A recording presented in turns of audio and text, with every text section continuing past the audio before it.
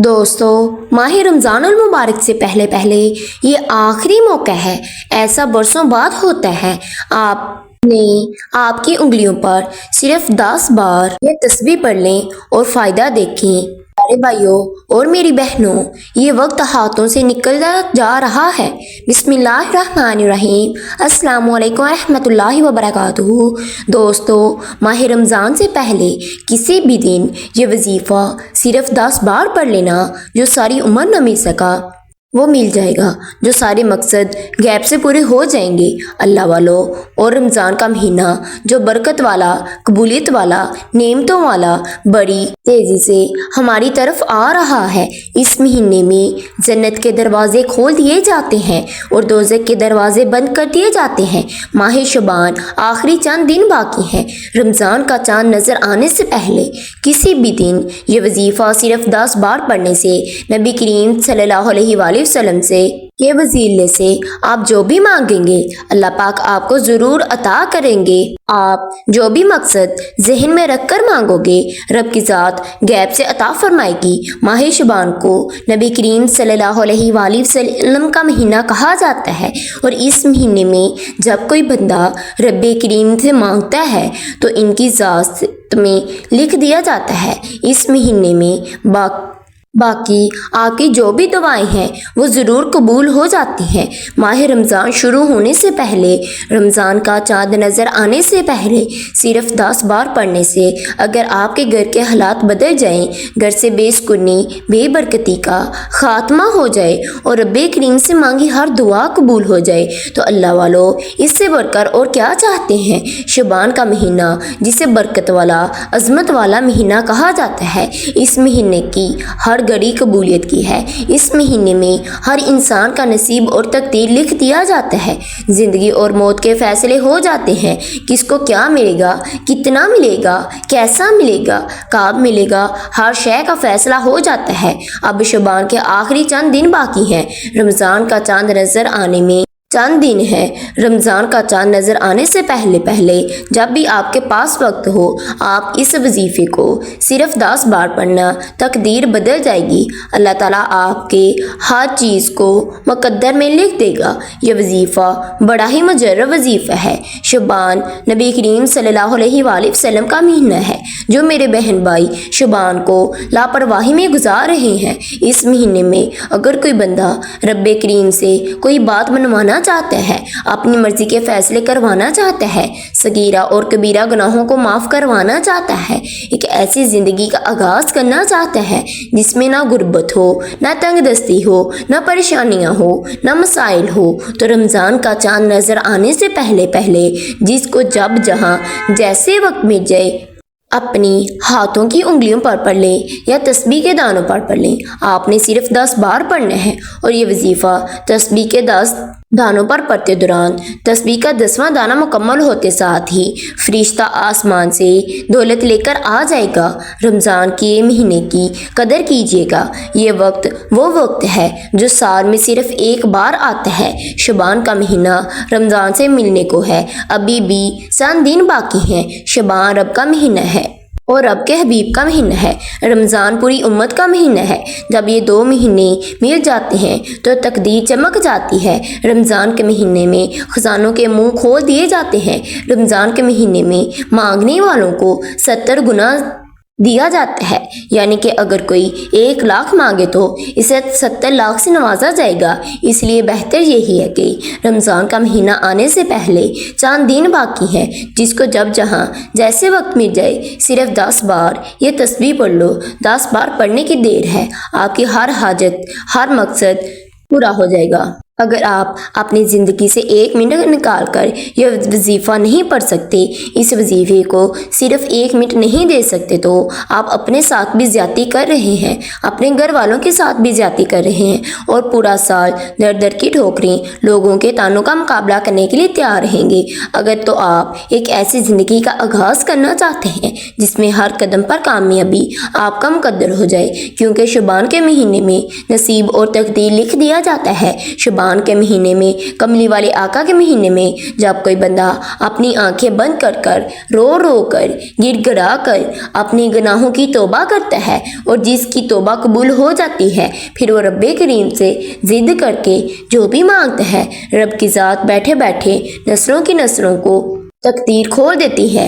آج ایک ایسا وظیفہ آپ کی خدمت میں حاضر کر رہی ہوں۔ میری ان تمام بہنوں، بیٹیوں، ماؤں سے گزارش ہے، اس مہینے سے پہلے کسی بھی دن صرف 10 بار پڑھ لو، زیادہ نہیں، 10 بار پڑھنے کا کہہ رہی ہوں۔ اگر آپ پاکستان سے ہیں، انڈیا سے ہیں، سعودی عربیہ سے ہیں، بنگلہ دیش سے ہیں، نیپال، مسقط، جاپان، دنیا کے کسی بھی کونے سے آپ کا تعلق ہے، رمضان کا چاند نظر آنے سے پہلے آپ نے یہ وظیفہ پڑھ لینا ہے۔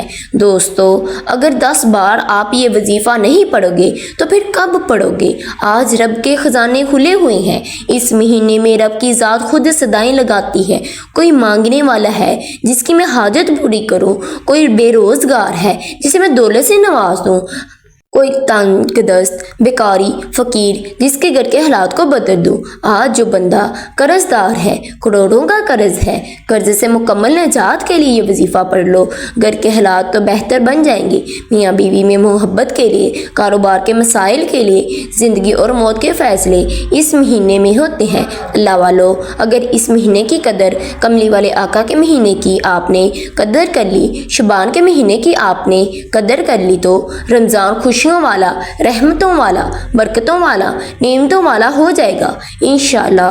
اور آج رب کریم سے وہ مانگیں جو آپ کو لگتا ہے جو ساری عمر نہ مل سکا، جس کے لیے آپ کئی سالوں سے ٹھوکریں کھا رہے ہیں، بڑی بڑی سفارشیں کروا رہے ہیں، بڑے بڑے اعمال کیے لیکن پھر بھی کوئی فائدہ نہیں ہو رہا، تو رمضان سے پہلے یہ وظیفہ 10 بار پڑھنے کی دیر ہے۔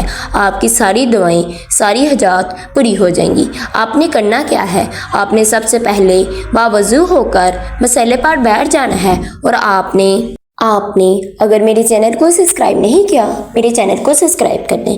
آپ نے سب سے پہلے باوضو ہو کر مسلے پر بیٹھ جانا ہے اور آپ نے نبی کریم صلی اللہ علیہ وآلہ وسلم کی ذات اقدس پر درود پاک کا نذرانہ پیش کرنا ہے۔ آپ نے نماز والا درود ابراہیم پڑھنا ہے۔ آپ نے 3 یا 7 یا 10 مرتبہ درود ابراہیم کا نذرانہ پیش کرنا ہے۔ درود ابراہیم پڑھنے کے بعد پھر آپ کا جو بھی مقصد ہوگا، جو بھی حاجت ہوگی، اس کی نیت کر لیں۔ ہر انسان کا مقصد الگ ہے، ہر انسان کی خواہشات الگ ہے۔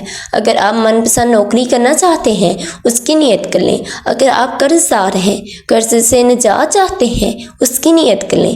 اگر آپ میاں بیوی میں پیار محبت پیدا کرنا چاہتے ہیں، اس کی نیت کر لیں۔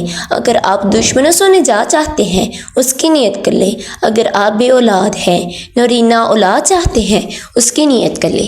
نیت کرنے کے بعد آپ نے 1 مرتبہ اعوذ باللہ من الشیطان الرجیم بسم اللہ الرحمن الرحیم پڑھ کر وظیفے کا آغاز کرنا ہے۔ سب سے پہلے نمبر پر آپ نے اللہ پاک کے ناموں کو پڑھنا ہے۔ وہ کون سے نام ہیں اور آپ نے کیسے اور کتنی بار پڑھنا ہے؟